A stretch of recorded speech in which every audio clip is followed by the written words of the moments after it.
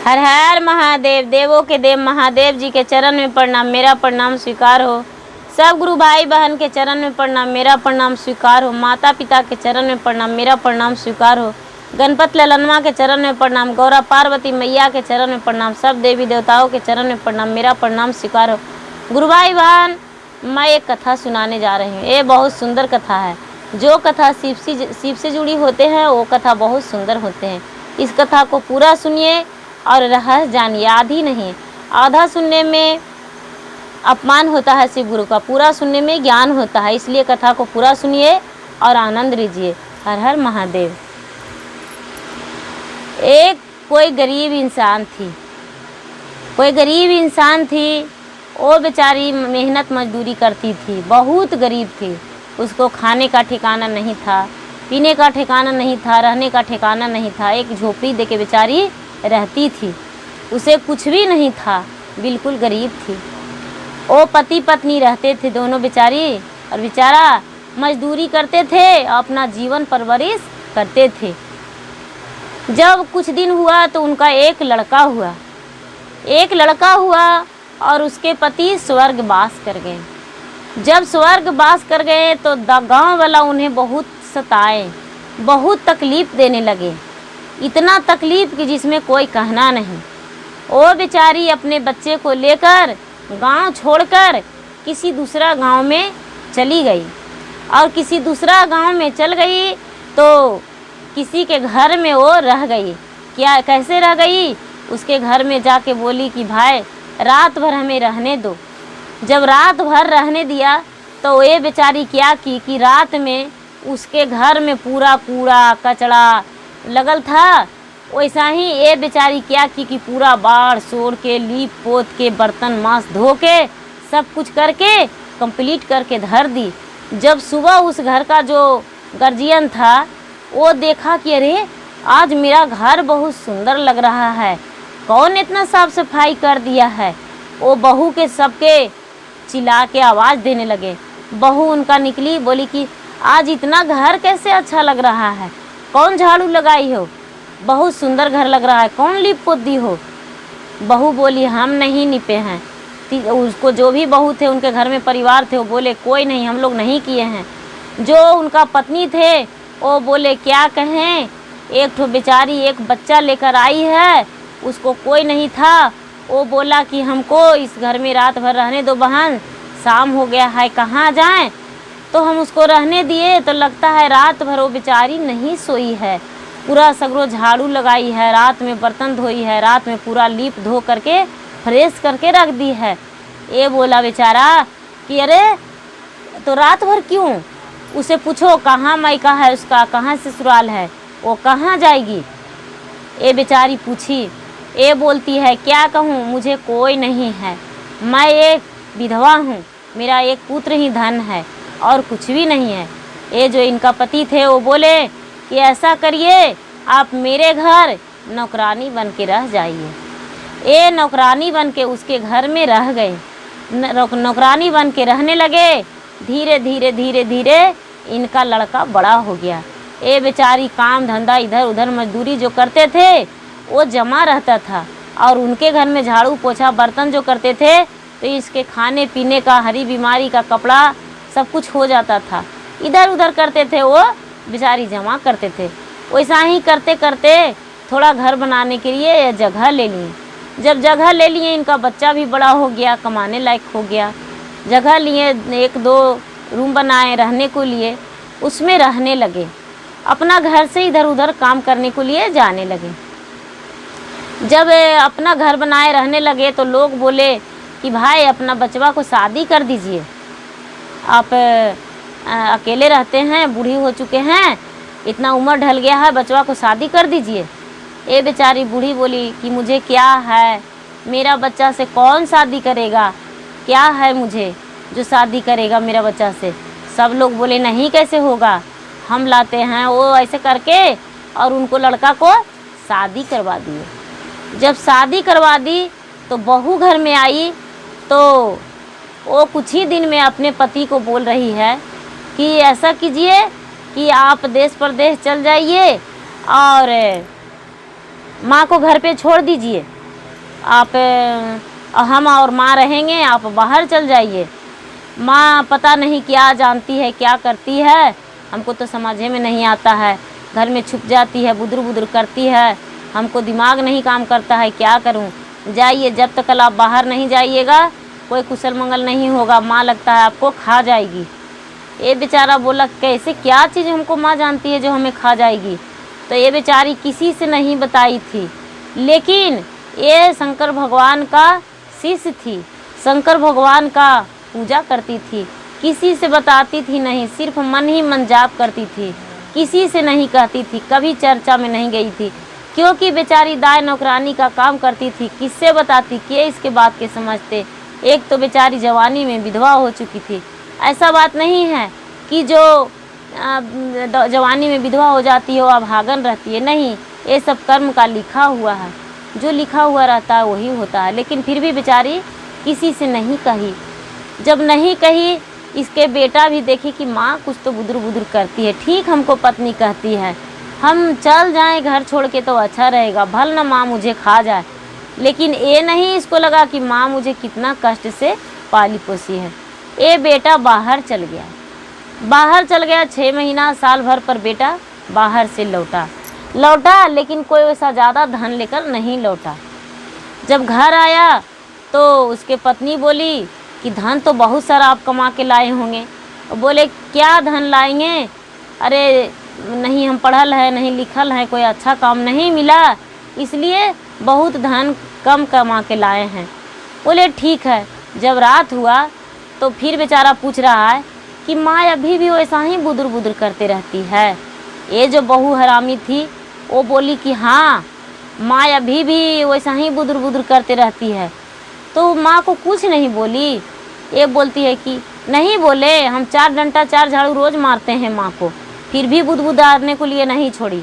जब बुदर बुदर करती है तो 1 झाड़ू लेते हैं और 4 झाड़ू जाके दे देते हैं। ये बेटा सुना, बोला कि तो अब क्या करें, कौन उपाय है, कुछ उपाय सोची हो।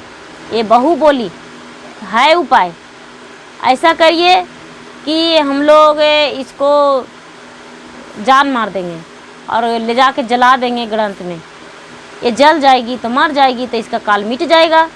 बोले ठीक है। ये बेचारी सब सुन रही थी, लेकिन सोची कि चलो तुम लोग जला भी देगी, मर भी जाएंगे तो हम स्वर्गे ही जाएंगे, चलो बेटा के यहाँ से हम जाएंगे इस दुनिया से। हे शिव गुरु मुझ पे दया कीजिए, मेरे बच्चा को ज्ञान दीजिए। हे शिव गुरु, हे महादेव मुझ पे दया कीजिए, ऐसा बेचारी मन में सोच रही है। और सोने का नाटक कर दी बुढ़िया। जब सोने का नाटक कर दी तो बहू और बेटे चटाई में लपेट कर और लेकर कहाँ चल गए, गड़ंत में, मरघट में ले जाके और सलाई ले गए, सलाई को बारने लगे। जब सलाई को जलाने लगे तो एक काटी भी नहीं जला और पूरा माचिस ख़त्म हो गया। एक काटी जला भी तो चटाई तनी सुंधर लिया और ये दोनों वहाँ से बहू बेटे भाग आए कि मेरी माँ तो अब मर जाएगी, जल जाएगी, सुबह में कोई नहीं जानेगा। और ऐसा सोच के वहाँ से चल आए। जब चल आए तो बोल रहे हैं कि थोड़ा सा घूर के देख लेते हैं। घूर के देखें तो देख रहे हैं कि चटाई का जो आग था वो बुझ गया। तो पत्नी को बोल रहे हैं कि देखो ना, इसको आग तो बुझ गया, माँ तो मरवे नहीं करेगी, अब क्या करें। बोल रहे हैं जाओ हम रुकते हैं, जाओ माचिस लेके आओ घर से। ये बेचारी बोल रही है, ये जो बहुत ही हरामी वो बोल रही है कि हम अकेले नहीं जाएंगे, हमको डर लगता है। तो ये बोल रहा है बेटा तू यहीं पर रहो, हम लाने जाते हैं। ये बहू बोल रही है नहीं दोनों मिल के चलिए, दोनों मिल के लाएंगे। अब बातचीत करते करते जाते जाते घर भूल गए कि हमको क्या करना था। जाके किवाड़ी लगा के चुपचाप दोनों सो गए। जब सो गए तो दोनों का नींद पड़ गया। लेकिन यहाँ पर क्या हुआ, बेचारी का चटाई जला नहीं, बुढ़िया नहीं जली, बुढ़िया नहीं मरी। और उठ के बैठ गई बुढ़िया, उठ के बैठ गई और वहाँ पे भी शंकर भगवान के ध्यान करने लगी कि हे महादेव मुझे कुछ भी कीजिए कि जिसमें हम अपना घर जाएं, हमको बहू बेटा स्वीकार ले। अब हम कहाँ जाएं, हम आपका पुजारी हैं बच्चेपन से, और आप इतना बड़ा संकट दे दिए कि मेरा जवानी में मेरा पति को छीन लिए। दुखरा मजूरी करके हमको गांव में से आपको जाप करते करते गांव में से सब लोग हमें निकाल दिए कि ये एक डायन है, ये अभागन है, इसका पति मर गया, इसे निकाल दो, ये पता नहीं बुनुर बुनुर क्या करती है। गांव से निकाल दिया और यहाँ भी आए तो किसी के घर में पठंगा मिल गया। अब अपना बनाए हैं तो बहू कहती है डायन है, बेटा कहती है डायन है, हम कहाँ जाएं। वो बेचारी पूरा भगवान को आराधना करने लगी। जब आराधना करने लगी तो वैसा ही बैठी आराधना, बैठे बैठे आराधना करते रही। इतना ही में देख रही है कि 4 ठो चोर एक पेड़ के नीचे बोल रहा है, कुछ बोल रहा है। ये बेचारी डर से अंधेला था, धीरे धीरे धीरे धीरे पेड़ पे चढ़ गई थोड़ा दूर ऊंचा, और चढ़ के अब बैठ गई दुबक के कि अरे ये तो हमको जाने ले लेगा। ए बेचारी चढ़ के बैठ गई, और जब चढ़ के बैठ गई तो इसको आराम मिला, तो डाढ़ पे ऐसे माथा टेक दी तो इसको नींद आ गया बूढ़ी को। लेकिन इसको ये डर नहीं था कि हम पेड़ पर से गिर जाएंगे, ये भगवान का माया था, भगवान का रचना था। ये शंकर भगवान अपना लीला दिखा रहे थे। ये बेचारी ऐसे उठ के सो गई तो पूरा खर्राटा मारने लगी, पूरा खर्र खर्र करने लगी, खरखर करने लगी। तो ये जो चोर थे वो सुने कि अरे बाप रे बाप, यहाँ पर भूत आ रहा है, अब हम लोग का जीने नहीं देगा, भूतवा खा जाएगा।